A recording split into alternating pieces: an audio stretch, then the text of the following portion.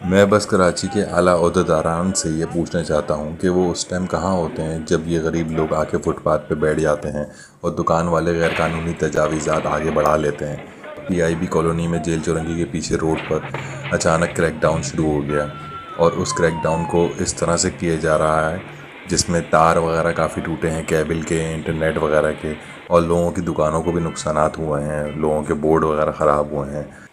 कानून नाफिज करने वाले एहलकार भी यहाँ पे मौजूद हैं और क्रैकडाउन आप देख सकते हैं किस तरह से हो रहा है। अब मसला सिर्फ ये है कि ये आपने साफ़ कर दिया, अब कुछ अरसे बाद ये लोग दोबारा बैठ जाएंगे, फिर आप लोग क्या करेंगे? इसका कोई तरीक़ेकार निकाला जाता है, एक प्रोसीजर होता है। ये तो बस आपने आज कर दिया, अब कर दिया, उसके बाद कुछ अरसे बाद आप यहाँ पे फुटपाथ बनाएंगे, फुटपाथ के बाद फिर से वही शुरू हो जाएगा सिलसिला, लोग बैठ जाएंगे आके।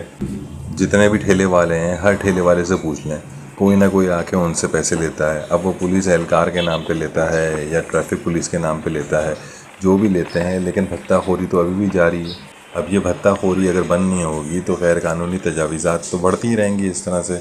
एक बार इस तरह से ऑपरेशन कर देने से सिर्फ लोगों का नुकसान हुआ है और आवाम के टैक्स पे आप लोग गेम खेलते रहते हैं। बात मुख्तसर ये है कि ये मसाइल का हल नहीं है। सिंध गवर्नमेंट की तरफ से कभी भी ऐसी कोई चीज़ देखने को नहीं मिली जिससे लोगों को आसानी हो। हमेशा लोगों को तकलीफ ही होती है किसी न किसी तरीके से। वीडियो पसंद आई हो तो like and subscribe. Thank you.